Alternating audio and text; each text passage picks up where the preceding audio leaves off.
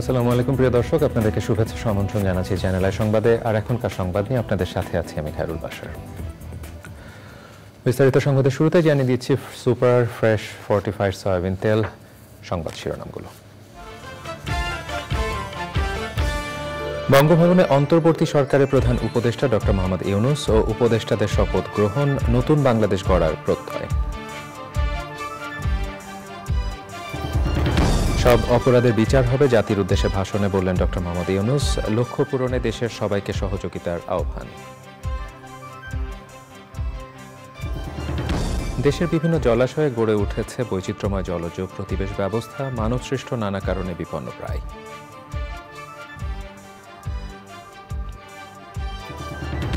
এবং প্যারিস অলিম্পিকে স্বর্ণজয় সাফল্যের জন্য যুক্তরাষ্ট্র ও চীনের তুমুল লড়াই, মেয়েদের পোল ভল্টে প্রথম অলিম্পিক স্বর্ণ জিতল অস্ট্রেলিয়া।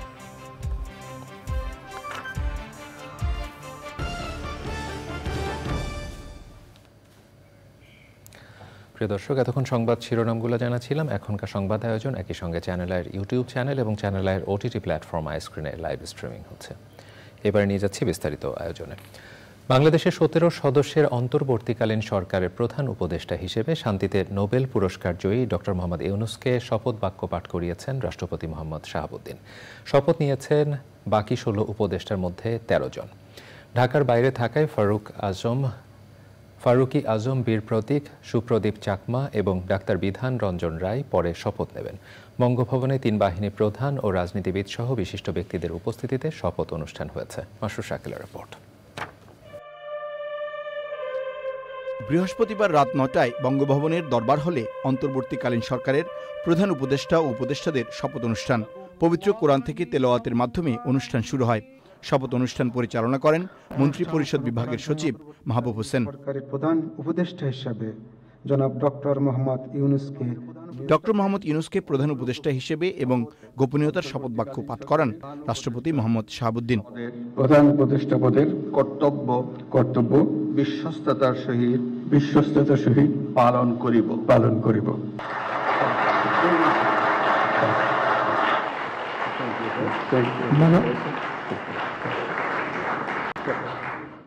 এরপর উপদেষ্টা হিসেবে শপথ নেন বাংলাদেশ ব্যাংকের সাবেক গভর্নর সালেউদ্দিন আহমেদ, ঢাকা বিশ্ববিদ্যালয়ের আইন বিভাগের অধ্যাপক ডক্টর আসিফ নজরুল, মানবাধিকার কর্মী আদিলুর রহমান খান, সাবেক attorney general AF Hasan Arif, সাবেক পররাষ্ট্র সচিব তৌহিদ হোসেন, পরিবেশ অধিকার কর্মী সৈয়দা রিজওয়ানা হাসান, বৈষম্য বিরোধী ছাত্র আন্দোলনের সমন্বয়ক মোহাম্মদ নাহিদ ইসলাম ও আসিফ মাহমুদ সজীব ভূঁইয়া, সাবেক নির্বাচন কমিশনার অবসরপ্রাপ্ত brigadier general doctor M Sakhawat Hossain, উন্নয়ন কর্মী ফরিদা আক্তার, আলেম আফম খালিদ হাসান, গ্রামীণ ব্যাংক পরিচালনা পর্ষদের সদস্য নূরজাহান বেগম, উন্নয়ন কর্মী শারমিন মুর্শিদ।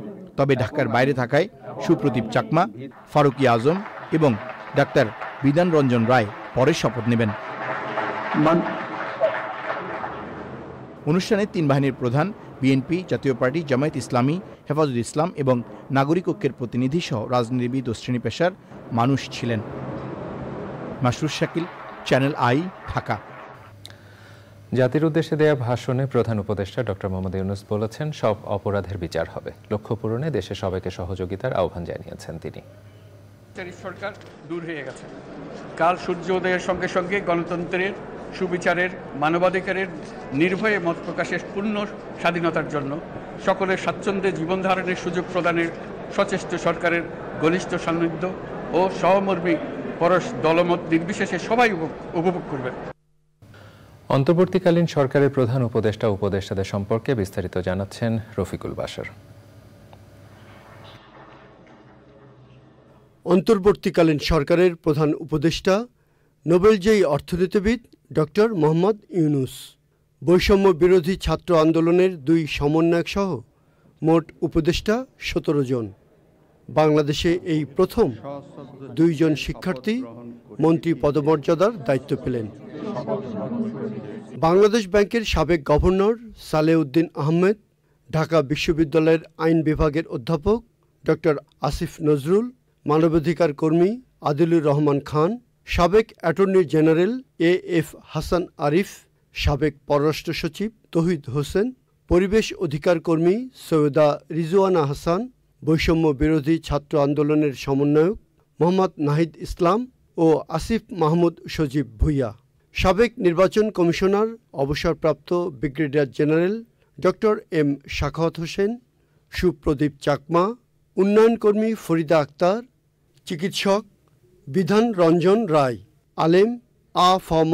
খালিদ হাসান, গ্রামীণ ব্যাংক পরিচালনা পর্ষদের সদস্য নূরজাহান বেগম, উন্নয়নকর্মী শারমিন মুর্শিদ, ফারুক ই আজম। শপথের পরে উপদেষ্টাদের বিভিন্ন মন্ত্রণালয়ের দায়িত্ব দেওয়া হবে। Rafiqul Bashar, channel I, Dhaka. তত্ত্বাবধায়ক সরকারের শপথ গ্রহণ অনুষ্ঠানের নিয়ে আরও খবর। শপথ নিলেন নোবেল বিজয়ী অর্থনীতিবিদ ডক্টর মোহাম্মদ ইউনূসের নেতৃত্বে 13 সদস্যের উপদেষ্টা পরিষদ। শপথ নিয়ে অন্তর্বর্তীকালীন সরকারের উপদেষ্টা বলেছেন, ছাত্র জনতা যে প্রত্যাশা নিয়ে তাদের দায়িত্ব দিয়েছে তাকে অগ্রাধিকার দিয়ে তারা কাজ করবেন।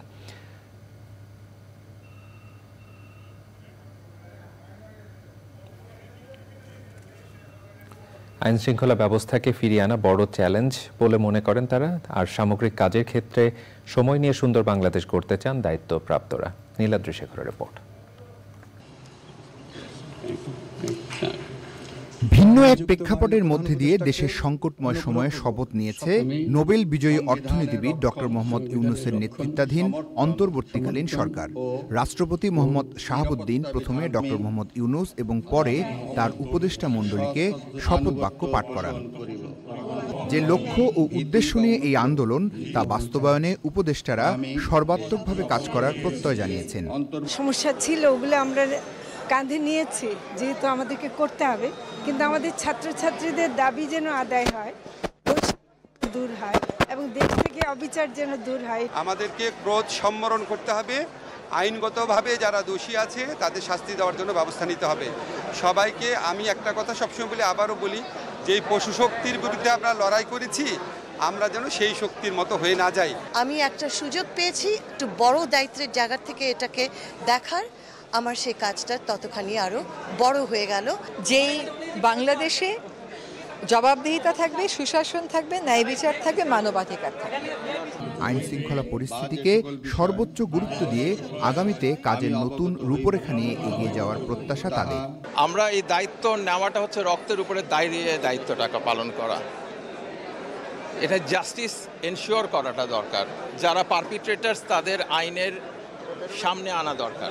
আমরা আমাদের যোগ্যতা প্রমাণ করতে পারবো এবং প্রমাণ করতে পারবো যে শুধু পুরনো দিয়ে নয়, নতুনরাও দেশের হাল ধরতে পারে এবং সুন্দর একটি বাংলাদেশ উপহার দিতে যথাযথ ব্যবস্থা নিতে পারে। এবং দ্রুত সময়ের মধ্যে আইন শৃঙ্খলার পরিবেশ ফিরিয়ে আনা, মানুষের জীবনের নিরাপত্তা, মানুষকে নিশ্চয়তা দেওয়াটাই এই সরকারের প্রধান কাজ হবে। নতুন দায়িত্বপ্রাপ্ত সরকারের উপদেষ্টারা মনে করেন, জনগণের চাওয়াকে সর্বোচ্চ গুরুত্ব দিয়ে তারা কাজ করে যাবেন।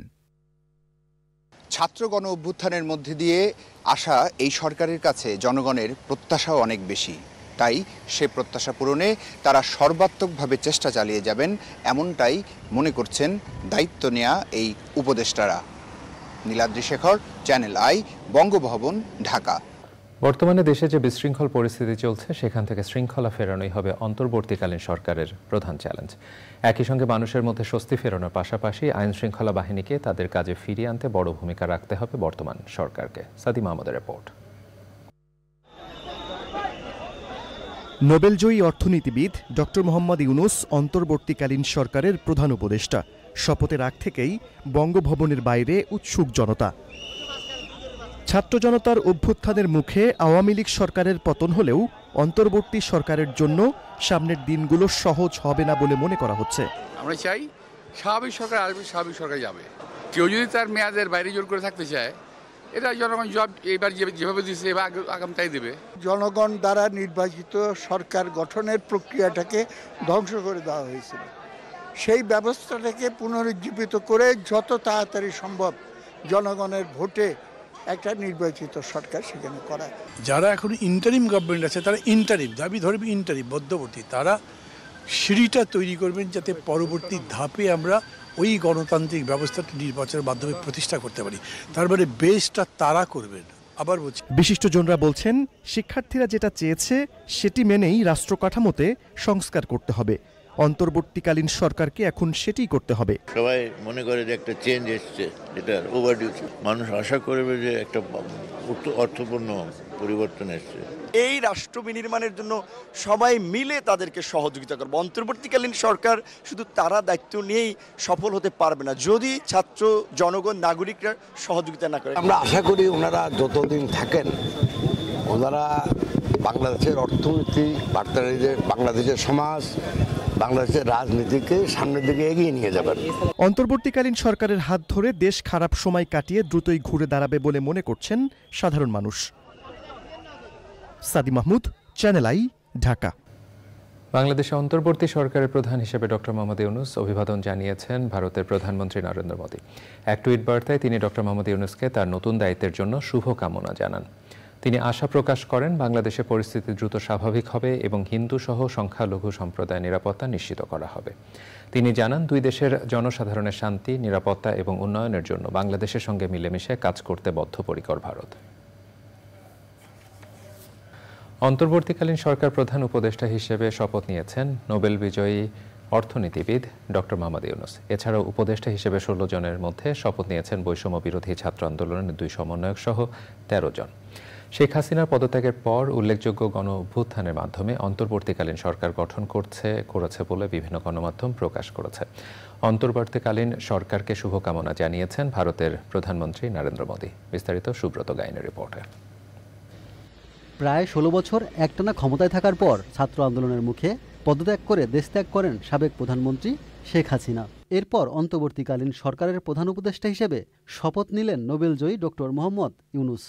একই দিনে উপদেষ্টা হিসেবে শপথ নেন বৈষম্য বিরোধী ছাত্র আন্দোলনের অন্যতম 2 সমন্বয়ক সহ 13 জন।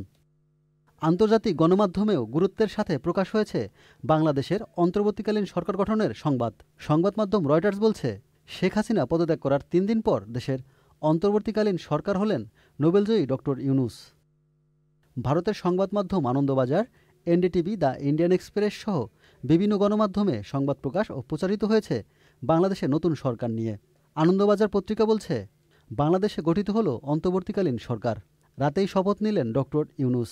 এমনকি নতুন সরকারকে অভিনন্দন জানিয়ে ভারতের প্রধানমন্ত্রী নরেন্দ্র মোদী বাংলাদেশের সংখ্যালঘুদের নিরাপত্তার জন্য আহ্বান জানান। এছাড়াও বিবিসি, সিএনএন, আল জাজিরা সহ বিশ্বের নানা গণমাধ্যমে সংবাদ প্রকাশ হয়েছে বাংলাদেশের নতুন শাসন ব্যবস্থা নিয়ে। Subrata Gain, channel I. Doctor Mohammad Yunus বলেছেন, কারো উপরে আক্রমণ নয়, সবাইকে রক্ষা করতে হবে। বিমানবন্দরে নেমে 18 কোটি মানুষের প্রতি এই নোবেলজয়ীর অনুরোধ সব হানাহানি, বিভাজনের মানসিকতা ভুলে যাওয়ার। গোটা দেশকে একটা পরিবার উল্লেখ করে ডক্টর ইউনূস বলেন, তার প্রতি ভরসা থাকলে নৈরাজ্য বন্ধ করে দ্বিতীয় স্বাধীনতার অর্জনকে প্রতিটা মানুষের ঘরে পৌঁছে দিতে পারবেন। অন্যথায় ছাত্র জনতার বিজয় অর্থহীন হয়ে যাবে। রিজভিন আওয়াজের রিপোর্ট।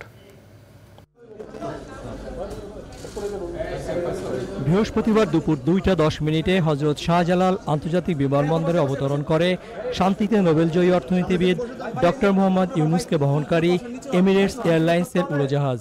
অন্তর্বর্তীকালীন সরকারের প্রধান হিসেবে শপথ নেওয়ার আগে ভিআইপি টার্মিনাল এলাকা তো বটেই, আশেপাশে অসংখ্য মানুষ শুভানুধ্যায়ী। অপেক্ষায় বৈষম্য বিরোধী আন্দোলনের সমন্বয়ক, সুশীল সমাজের প্রতিনিধিরা। শিক্ষার্থী সহ কয়েকশো মানুষের রক্তের বিনিময়ে অর্জিত মুক্তি কৃতজ্ঞ চিত্তে স্মরণ করলেন ডক্টর মোহাম্মদ ইউনূস। আবু সাঈদের কথা মনে পড়ছে আমাদের, যে আবু সাঈদের ছবি বাংলাদেশের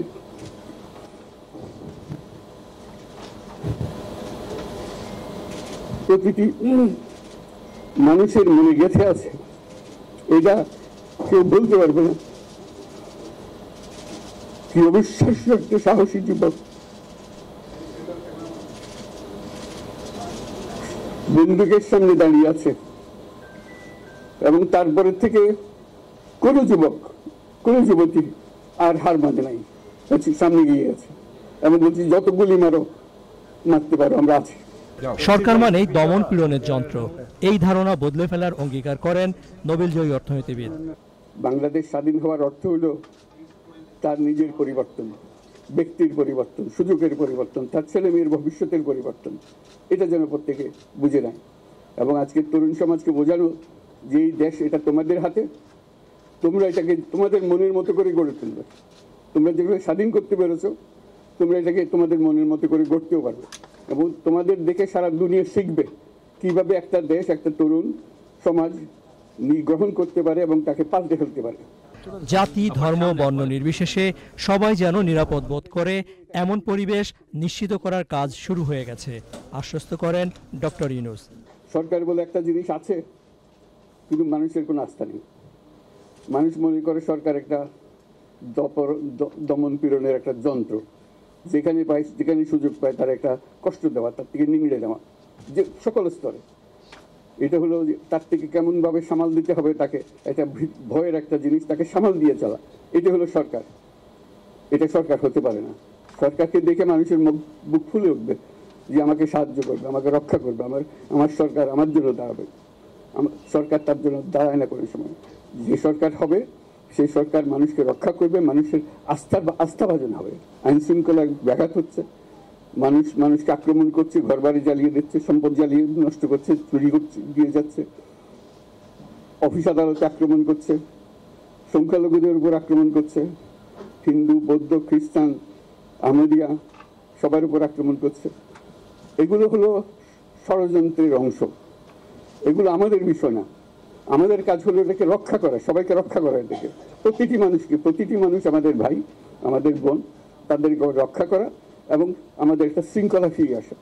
2006 সালে গ্রামীণ ব্যাংকের সঙ্গে যৌথভাবে শান্তিতে নোবেল পুরস্কার পান ডক্টর মোহাম্মদ ইউনূস। দেশবাসীর কাছে আমার আবেদন, আপনারা যদি আমার উপরে বিশ্বাস রাখেন, আমার উপরে ভরসা রাখেন, তাহলে নিশ্চিত করেন যে দেশে কোনো জায়গায় তার উপরে হামলা হবে না। এটা আমাদের প্রথম দায়িত্ব। এটা যদি আমি করতে না পারি, এটা আমার কথা যদি না শোনেন আপনারা, তাহলে আমার প্রয়োজন এখানে নাই। আমাকে বিদায় দেন, আমি আমার কাজে থাকি, সেখানে আমি ব্যস্ত থাকি। রিজভিন আওয়াজ, চ্যানেল আই, ঢাকা।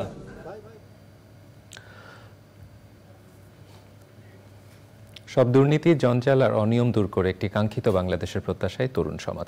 বিমানবন্দরে ডক্টর মোহাম্মদ ইউনূসকে স্বাগত জানাতে গিয়ে এমন মন্তব্য করেছেন তারা। বৈষম্য বিরোধী ছাত্র আন্দোলনের নেতারা বলেছেন ডক্টর ইউনূসের নেতৃত্বে এগিয়ে যাবে বাংলাদেশ। মোস্তফা মল্লিকের রিপোর্ট। বৃহস্পতিবার দুপুর থেকেই হযরত শাহজালাল আন্তর্জাতিক বিমানবন্দরের ভিআইপি লাউঞ্জের আশপাশে কঠোর নিরাপত্তা। ডক্টর মোহাম্মদ ইউনূসকে শুভেচ্ছা জানাতে যান শিক্ষার্থী, বিভিন্ন প্রতিষ্ঠানের কর্মকর্তা, কর্মচারী সহ সাধারণ মানুষ।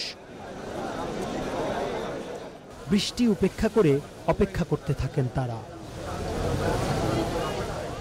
যারা শুভেচ্ছা জানাতে গিয়েছেন তারা বলছেন উন্নয়নের এক বাংলাদেশের স্বপ্ন তাদের। তারা যারা এই গণহত্যার সাথে জড়িত তাদের প্রত্যেককে ধরে ধরে ইন্টারন্যাশনাল কোর্টে বিচার করতে হবে। ভবিষ্যৎ বাংলাদেশে যাতে আর ক্ষমতা নিয়ে এই পরিমাণ রাহাজানি আর কখনো না হয়। কারো আকাঙ্ক্ষা দুর্নীতিমুক্ত বাংলাদেশের। দেশের জন্য চাচ্ছি যে দেশে কোনো দুর্নীতি যেন না থাকুক। দেশের এই অস্থিতিশীল অবস্থা স্যারের হাত ধরে এই অবস্থা থেকে আমরা উত্তরণ করতে পারবো। আমরা দেশের সমৃদ্ধি চাই, যত বঞ্চনা, যত বৈষম্য অনতি বিলম্বে দূর হবে। সবার জন্য ভালো সেটাই চাইবো, একটি উন্নত বাংলাদেশ চাইব। সুশীল সমাজের প্রতিনিধিরা জানিয়েছেন তাদের প্রত্যাশার কথা। যেভাবে এই গণ অভ্যুত্থানটা হলো, তাতে করে আবার দেশের শান্তি ফিরিয়ে আনা, সব ধরনের নৈরাজ্য দূর করা, পরিস্থিতিকে শান্ত করা, মানুষের জানমাল রক্ষা করা। বৈষম্য বিরোধী ছাত্র আন্দোলনের নেতারা বলেছেন ডক্টর ইউনূসের নেতৃত্বে এগিয়ে যাবে বাংলাদেশ। আমরা আমাদের অভিভাবক পেয়ে গেছি, দ্রুত আমাদের অভিভাবক ডক্টর মোহাম্মদ ইউনূসকে সামনে রেখে বাংলার তরুণ সমাজ বাংলাদেশ নতুন করে গড়ে তুলবে। শিক্ষার্থীরা বলছেন উন্নত এবং বৈষম্যমুক্ত একটা সমাজের প্রত্যাশা তাদের। অধ্যাপক ডক্টর মোহাম্মদ ইউনূসকে স্বাগত জানাতে এখানে যারা যারা এসেছিলেন, ছাত্র জনতা এবং বিভিন্ন সংগঠন, তারা একটি কথাই বলছেন, সেটি হচ্ছে যে লক্ষ্য এবং উদ্দেশ্য নিয়ে ছাত্র জনতা রাস্তায় নেমে এসেছিল, তাদের লক্ষ্য এবং উদ্দেশ্যে যেন সত্যিকার অর্থে শতভাগ বাস্তবায়ন করা হয়। ঢাকার হযরত শাহজালাল আন্তর্জাতিক বিমানবন্দর থেকে মুস্তফা মল্লিক, চ্যানেল আই। দারিদ্র্য বিমোচনে, গ্রামীণ অর্থনীতি ও মানুষের জীবনমান উন্নয়নে বিশ্বকে তাক লাগানো ক্ষুদ্র ঋণ নামক সামাজিক ব্যবসার জনক ডক্টর মোহাম্মদ ইউনূস। গ্রামীণ ব্যাংক প্রতিষ্ঠা করে অর্থনৈতিক উন্নয়নের মাধ্যমে সমাজে শান্তি প্রতিষ্ঠায় অনবদ্য অবদানের জন্য তিনি পেয়েছেন শান্তিতে নোবেল। বাংলাদেশের একমাত্র নোবেল বিজয়ী এই অর্থনীতিবিদের হাতে এখন নতুন বাংলাদেশ বিনির্মাণের ভার। তার বর্ণাঢ্য জীবন নিয়ে আক্তার হোসেনের রিপোর্ট। দারিদ্র্যকে জাদুঘরে পাঠানোর লক্ষ্য নিয়ে পথচলা ডক্টর মোহাম্মদ ইউনূসের জন্ম 1940 সালের 28শে জুন চট্টগ্রামে। গ্রামে শৈশব কাটানো ইউনূসের ভাবনায় তাই গ্রামীণ জনগোষ্ঠীর উন্নয়ন।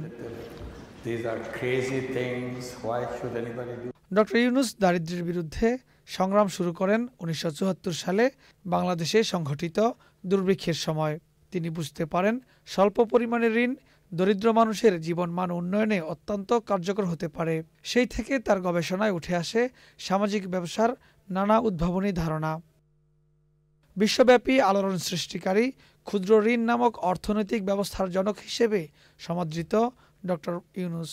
অধ্যাপক ইউনূস গ্রামীণ ব্যাংকেরও প্রতিষ্ঠাতা। এর মাধ্যমে নারীর ক্ষমতায়ন, খাদ্য ও পুষ্টি উন্নয়নের জন্য 2006 সালে তিনি প্রথম বাংলাদেশি হিসেবে শান্তিতে নোবেল জয় করেন। এছাড়াও বাংলাদেশের সর্বোচ্চ পুরস্কার স্বাধীনতা পদক, বিশ্ব খাদ্য পুরস্কার সহ আরও জাতীয় ও আন্তর্জাতিক বহু পুরস্কারে ভূষিত ডক্টর ইউনূস। 2009 সালে পদ্মা সেতু নির্মাণে দুর্নীতির অভিযোগে বিশ্বব্যাংক অর্থায়ন বন্ধ করে দিলে অভিযোগের আঙুল ওঠে ডক্টর ইউনূসের দিকে। তৎকালীন আওয়ামী লীগ সরকারের রোষানলে পড়তে হয় তাকে। নিজের গড়া প্রতিষ্ঠান গ্রামীণ ব্যাংকের কর্তৃত্ব হারানোর পাশাপাশি অনেক মামলার আসামি হন ডক্টর ইউনূস। নোবেলজয়ী ডক্টর মোহাম্মদ ইউনূসের বিরুদ্ধে অর্থ আত্মসাৎ সহ বিভিন্ন মামলা দেওয়া হয়। ডক্টর মোহাম্মদ ইউনূস 1996 সালে গঠিত তত্ত্বাবধায়ক সরকারের উপদেষ্টা হিসেবেও দায়িত্ব পালন করেন। সরকারি চাকরিতে কোটা সংস্কার ঘিরে সারা দেশে বৈষম্য বিরোধী ছাত্র আন্দোলনের ডাকা আন্দোলনে ছাত্র জনতার অভ্যুত্থানের পর ডক্টর ইউনূসকে অন্তর্বর্তীকালীন সরকারের প্রধান উপদেষ্টা করা হয়। Akhtar Hossain, channel I, Dhaka. অন্তর্বর্তী সরকারের প্রধান হিসেবে ডক্টর মোহাম্মদ ইউনূস ছাত্র জনতার মতো বিএনপিরও মনোনীত বলে জানিয়েছেন দলের মহাসচিব মির্জা ফখরুল ইসলাম আলমগীর। বৈষম্য বিরোধী ছাত্র আন্দোলনে আহতদের দেখতে রাজধানী পঙ্গু হাসপাতালে গিয়েছিলেন মির্জা ফখরুল এবং বিএনপির স্থায়ী কমিটির সদস্য মির্জা আব্বাস। পরে সাংবাদিকদের মির্জা ফখরুল বলেন, ছোট ছোট ছেলেদের হাসপাতালে দেখে খুব খারাপ লেগেছে। ডক্টর ইউনূসের কাছে আইন শৃঙ্খলা ফিরিয়ে আনা, অর্থনীতি সচল রাখা এবং দ্রুত নির্বাচন দেওয়ার প্রত্যাশা জানিয়েছেন তিনি।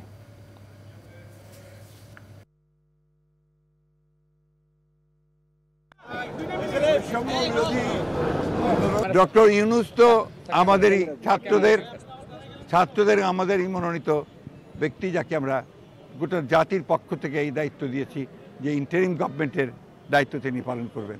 আইন শৃঙ্খলা রক্ষা এটা আপনার প্রতিষ্ঠিত করতে হবে, রক্ষা করতে হবে, তার জন্য চূড়ান্ত ব্যবস্থা নিতে হবে। 2 নম্বর হচ্ছে অতি দ্রুত নির্বাচনের মধ্য দিয়ে আপনার গণতান্ত্রিক যে সরকার সেখানে প্রত্যাবর্তন করতে হবে। আর তৃতীয় হচ্ছে অর্থনীতিকে সফল রাখার জন্য সব রকম ব্যবস্থা নিতে হবে। অলিম্পিক গেমস উপলক্ষে প্যারিসে বাংলাদেশের নোবেলজয়ী ডক্টর মোহাম্মদ ইউনূসের নামে চত্বর উদ্বোধন করা হয়েছে। ফ্রান্স প্রবাসীরা বলছেন এটি একটি অনেক সম্মানজনক অর্জন। ফ্রান্স থেকে এম এ হাশেম জানিয়েছেন বিস্তারিত।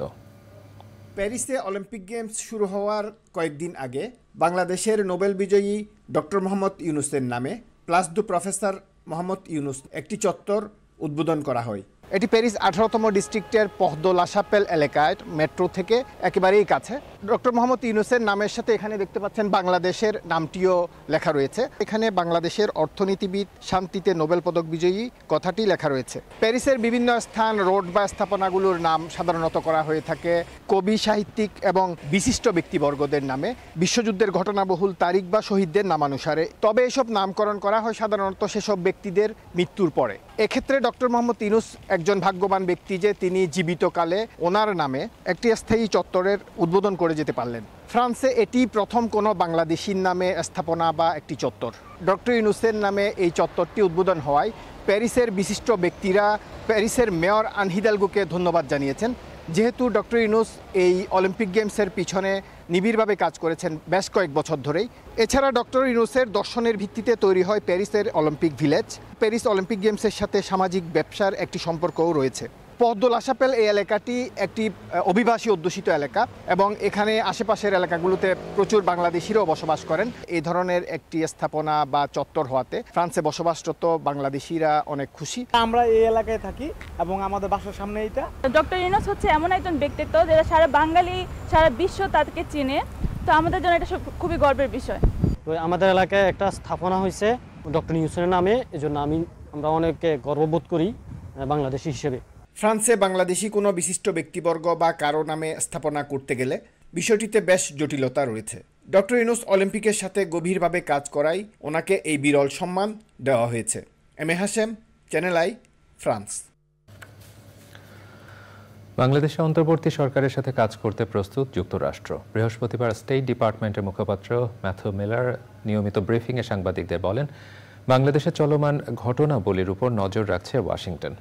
তিনি আরও বলেন, বাংলাদেশে চলমান ঘটনাবলীর দিকে নজর রাখা হচ্ছে এবং দেশটিতে অন্তর্বর্তী সরকারের নেতা হিসেবে মোহাম্মদ ইউনূসকে মনোনীত করা হয়েছে। স্টেট ডিপার্টমেন্টের এই মুখপাত্র এক প্রশ্নের জবাবে বলেন, তাদের বিশ্বাস অন্তর্বর্তী সরকার বাংলাদেশে দীর্ঘমেয়াদী শান্তি ও রাজনৈতিক স্থিতিশীলতা প্রতিষ্ঠায় গুরুত্বপূর্ণ ভূমিকা পালন করবে।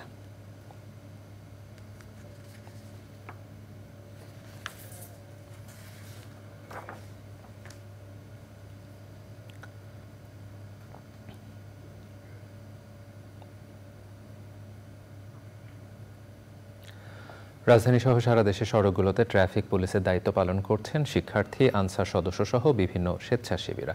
তবে পুলিশ সদস্যদের আজই কাজে যোগদানের নির্দেশ দিয়েছেন নতুন আইজিপি।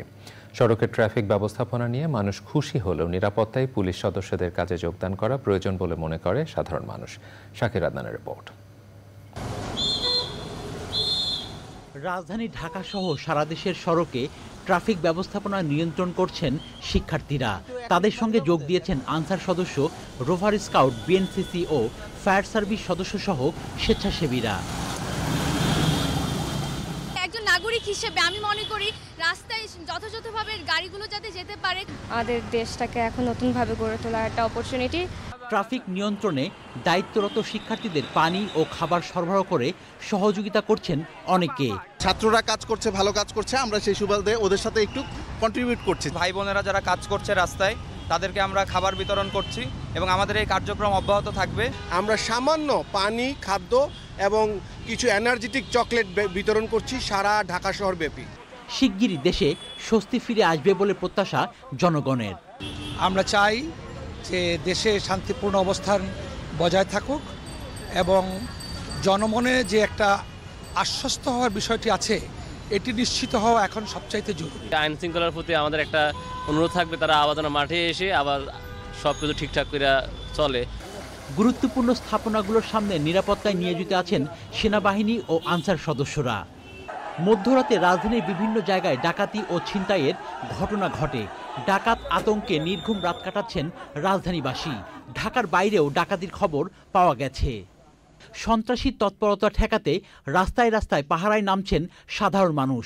ডাকাত প্রতিরোধে মসজিদের মাইকে ঘোষণাও দেয়া হয়।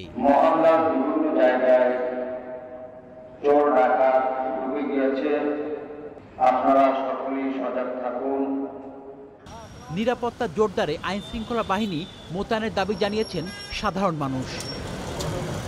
Shakir Adnan, channel I. নদী, হাওর বাওর, বিল সহ সারা দেশে ছড়িয়ে ছিটিয়ে থাকা বিভিন্ন জলাশয়ে গড়ে উঠেছে বৈচিত্র্যময় জলজ প্রতিবেশ ব্যবস্থা, যা আমাদের পুষ্টি, কর্মসংস্থানের পাশাপাশি অর্থনৈতিক উন্নয়নেও ভূমিকা রাখে। তবে জলবায়ু পরিবর্তনের বিরূপ প্রভাব ও মানবসৃষ্ট নানা কারণে বিপন্নপ্রায় দেশের প্রাচুর্যময় জলজ জীববৈচিত্র্য। জলজ জীববৈচিত্র্য সংরক্ষণ নিয়ে দেখুন আফরোজা হাসির প্রতিবেদন।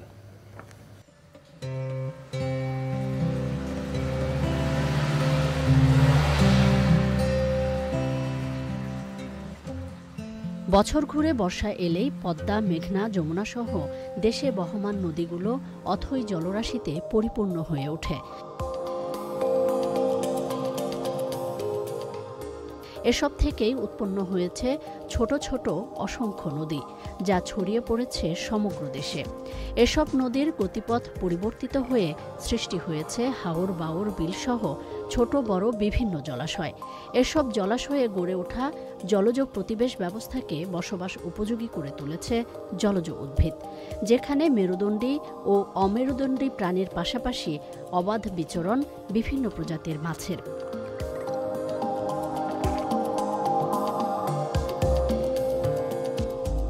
দেশের প্রায় সব জলাভূমিতেই বিভিন্ন প্রজাতির উভচর প্রাণী বিচরণ করে। সাপ, গুইসাপ, কাছিম সহ বৈচিত্র্যময় গড়নের সরীসৃপের পাশাপাশি রয়েছে শুষ্ক ও ভোঁদরের মতো বিভিন্ন স্তন্যপায়ী প্রাণীও। খাদ্য ও নিরাপদ আবাসস্থলের সন্ধানে শীতকালে দেশের হাওর, বিল ও নদ নদীতে আসে চকাচকি, হাঁস, টিটি, বক, পানকৌড়ি সহ বিভিন্ন প্রজাতির পরিযায়ী পাখি। প্রতিবেশ ব্যবস্থাগুলো টিকিয়ে রাখতে জলজ জীববৈচিত্র্য সংরক্ষণের বিষয়টি সংবিধানে অন্তর্ভুক্ত করা ও আইন প্রণয়ন সহ কনভেনশন অন বায়োলজিক্যাল ডাইভার্সিটি এবং রামসার কনভেনশনেও চুক্তিবদ্ধ হয়েছে বাংলাদেশ। তবে প্রাকৃতিক দুর্যোগের পাশাপাশি অবৈধ হত্যা, দূষণ, আবাসস্থল সংকোচন ও খাদ্যের অভাবে বিপন্ন হচ্ছে জলজ জীববৈচিত্র্য। এজন্য সমন্বয়হীনতা দূর করার পাশাপাশি জনসচেতনতা বৃদ্ধি ও গবেষণার পরিধি আরও বাড়ানো জরুরি। সর্বোপরি সঠিক ব্যবস্থাপনা ও যথাযথ পদক্ষেপের মাধ্যমেই সংরক্ষিত হবে দেশের বৈচিত্র্যময় জলজ জীববৈচিত্র্য।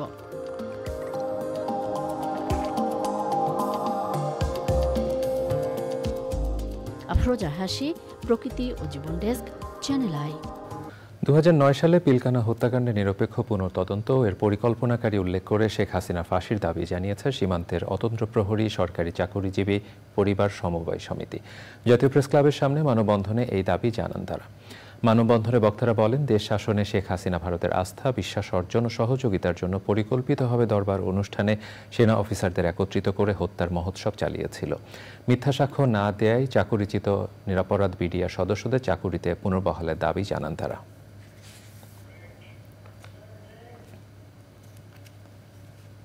প্রিয় দর্শক, সংবাদের এই পর্যায়ে নিচ্ছি একটি বিরতি, আর বিরতির পরে জানাচ্ছি এবারে নিটোলটাটা আন্তর্জাতিক সংবাদ।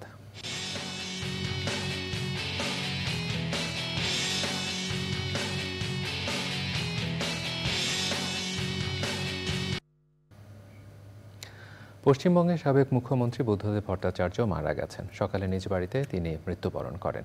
পশ্চিমবঙ্গে 34 বছরের বামফ্রন্ট শাসনে দ্বিতীয় ও শেষ মুখ্যমন্ত্রী ছিলেন বুদ্ধদেব। তার বয়স হয়েছিল 80 বছর। বুদ্ধদেব ভট্টাচার্য 2000 থেকে 2011 সাল পর্যন্ত টানা 11 বছর রাজ্যের মুখ্যমন্ত্রী ছিলেন। তিনি পশ্চিমবঙ্গের খাদ্য আন্দোলন ও ভিয়েতনাম যুদ্ধের সময় মার্কিন সাম্রাজ্যবাদ বিরোধী আন্দোলন সহ নানা আন্দোলনে সক্রিয় ছিলেন। 1977 সালে কাশীপুর বিধানসভা কেন্দ্র থেকে প্রথম বিধায়ক হিসেবে নির্বাচিত হন বুদ্ধদেব ভট্টাচার্য। এবারে কৃষি সংবাদ।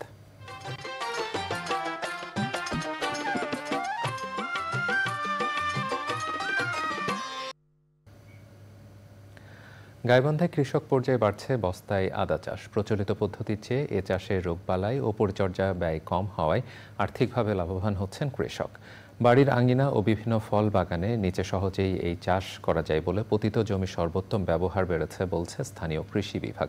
গাইবান্ধা প্রতিনিধি ফারুক হোসেনের পাঠানো তথ্য ভিডিও চিত্র নিয়ে আল মুকসিদের রিপোর্ট। জেলার 7 উপজেলাতেই কৃষক বস্তায় আদা চাষ করছেন। খুব সহজেই বাড়ির আঙিনায়, আশেপাশে ও ফল বাগান কিংবা গাছের নিচে ছায়াযুক্ত স্থানে এর চাষ করা যায় বলে দিন দিন কৃষক বস্তায় আদা চাষের সম্প্রসারণ ঘটাচ্ছে। অনেক জায়গায় যেখানে 25 জায়গায় কোনো আবাদ হয় না, কোনো চাষাবাদ করার অনুপযুক্ত জায়গা, গাছপালা আছে, সেখানে যদি এই বস্তার মধ্যে আদা দেওয়া যায় তাহলে অল্প খরচে এবং অল্প সময়ে ভালো ফলন পাওয়া যায়। কৃষি অফিস থেকে বলছে যে আপনি মনে করেন যে 500 কেজি কম করে 500 কেজির আইডিয়া দিচ্ছে ওনারা, যে 500 কেজি আপনি পাবেনই। রোগবালাই ও পরিচর্যা ব্যয় কম আর খুব সহজেই এর চাষ করা যায় বলে বস্তায় আদা চাষ লাভজনক বলে জানান কৃষকেরা। বারবার খাবার দেওয়া লাগে না, এই খাবারটা প্রথমে একবারে মিশ্রণ করেই আমরা বস্তায় আদা উঠাইছি। যেভাবে মানে আদার দেখতেছিলাম, আল্লাহ রহমত কোনো বালা মুসিবত যদি না হয়, না দেয়, তা ইনশাল্লাহ ফসল ফল ইনশাল্লাহ ভালো পাবো আমি মনে করি। এটা আদা চাষীদের প্রযুক্তিগত ও কারিগরি সহযোগিতা এবং পরামর্শ দিচ্ছে কৃষি বিভাগ, যাতে আদা চাষ আরও বেশি বেশি করা যায়। এতে চাপ হচ্ছে দুইটা জিনিস ভালো হচ্ছে, এক হলো আমাদের রপ্তানি করতে কম হচ্ছে আদা, দেশীয়ভাবে আমরা আদার চাহিদা পূরণ করতে পারতেছি। আর একটা জিনিস হচ্ছে সেইটা হলো আমাদের যে পতিত জমি আছে, সারযুক্ত জায়গা আছে, সেটার সর্বোচ্চ ব্যবহার হচ্ছে। জেলায় এবছর 590 হেক্টর জমিতে আদা চাষ করা হয়েছে, যার মধ্যে 1400 কৃষক প্রায় 85,000 বস্তায় আদার আবাদ করেছে। আল মুকসিদ, চ্যানেল আই। এবারে প্রকৃতি সংবাদ।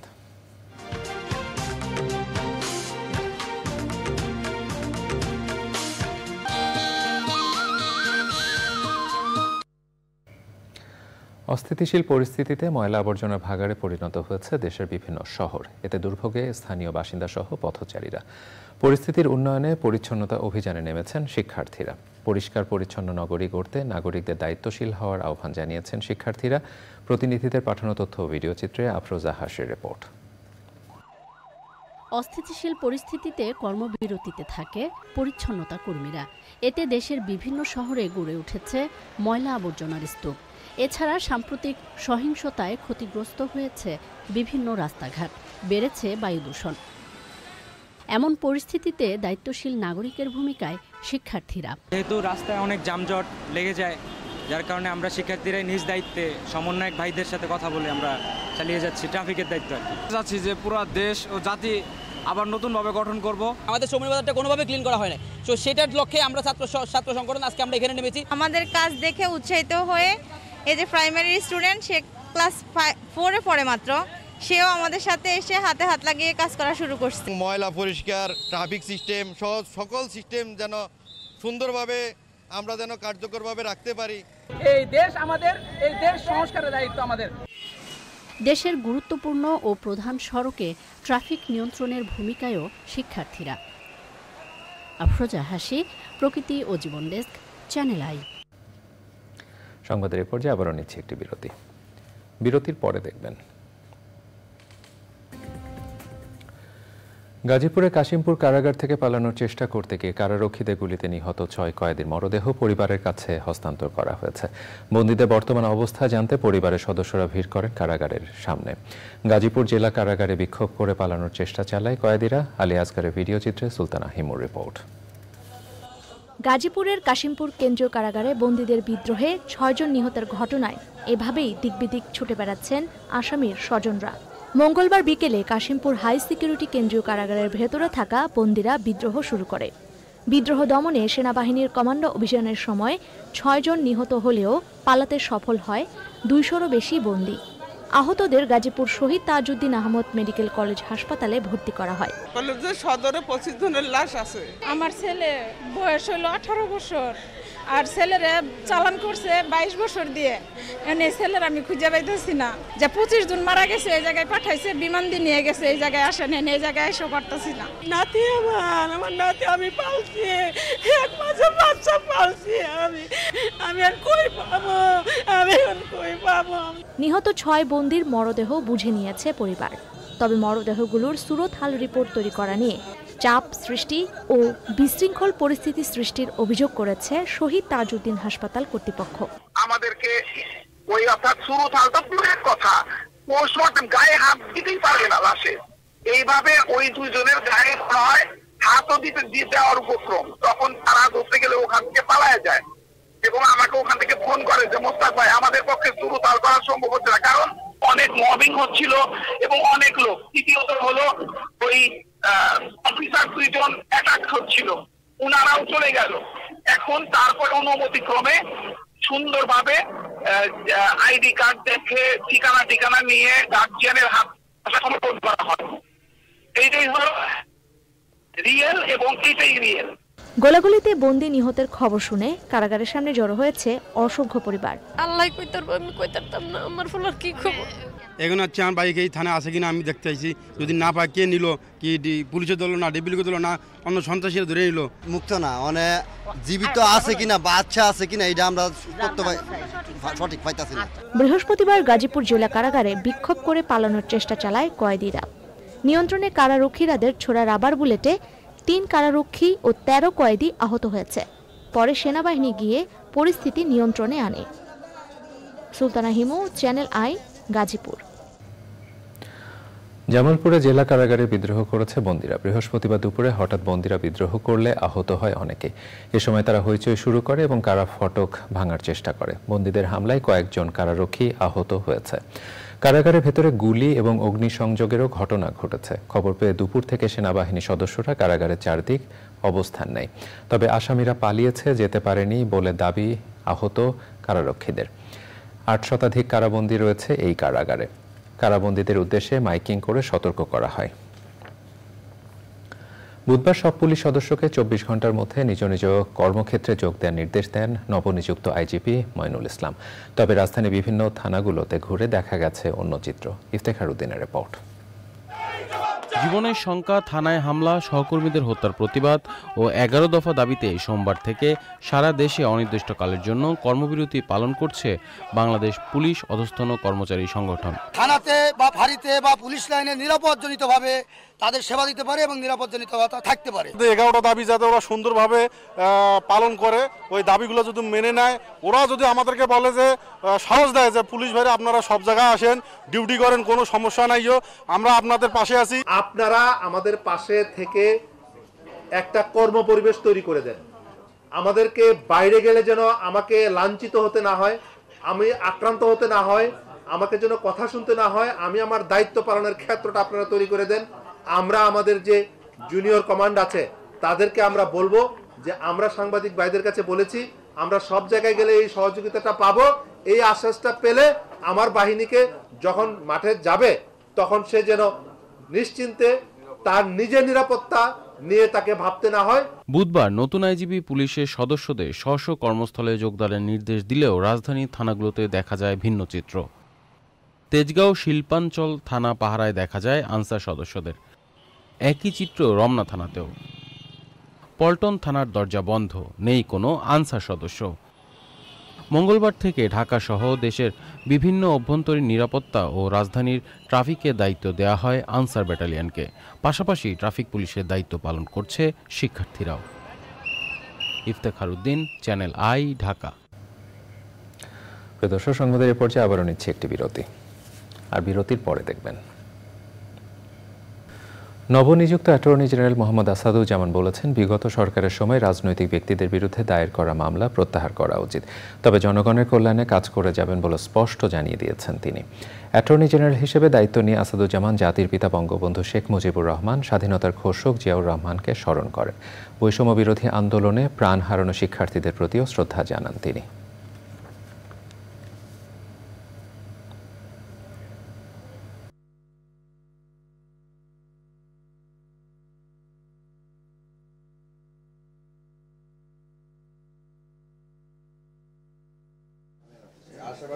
সুপ্রিম কোর্ট বাংলাদেশের সংবিধানের অভিভাবক।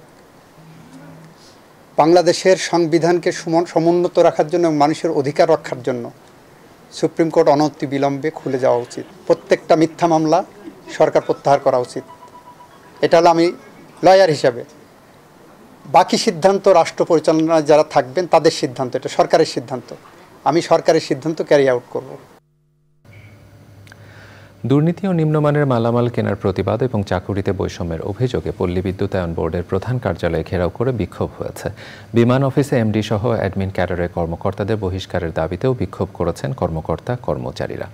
আর ইসলামী ব্যাংক কার্যালয় ঘিরে রাখেন কর্মকর্তা কর্মচারীরা। নিরাপত্তার স্বার্থে ব্যাংক থেকে 1 লাখ টাকা নগদ তোলার সীমা বেঁধে দেওয়া হয়। রিপোর্টে আরও জানাচ্ছেন লাইলা নওশেন।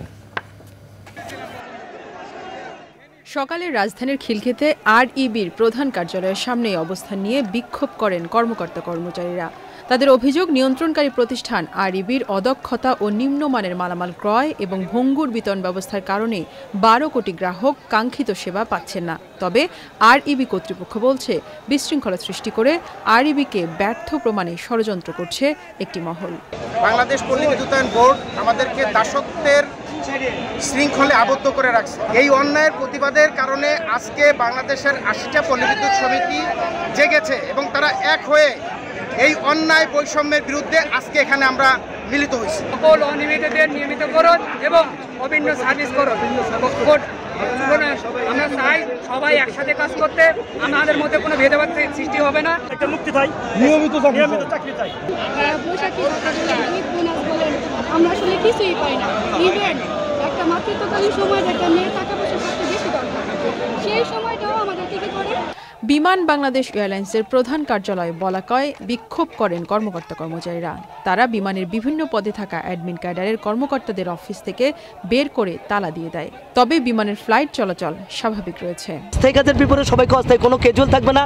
1 বছর, 5 বছর, 10 বছর কোনো কিছু থাকবে না। আমি 19 বছর পরে আমি নাম্বার পাইছি, নাম্বার পাওয়ার পরে ওটা 3 বছরের কন্ট্রাক্টে কেন? একটা কোম্পানি যখন কোনো এমপ্লয়িকে নিয়োগ দেয় তখন সেটা 3 মাস পরে অটোমেটিক সেখানে স্থায়ী পদে হয়ে যায়, কিন্তু আমরা এখানে বছরের পর বছর, কেউ 3 বছর, কেউ 5 বছর, কেউ হচ্ছে 10 বছর, এর মধ্যেও কেউ স্থায়ী হচ্ছে না।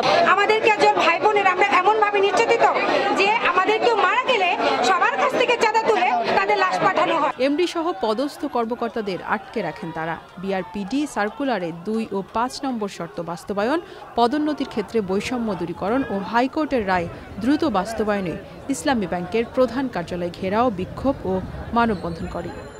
Laila Nowshin, channel I, Dhaka. এবারে খেলার খবর।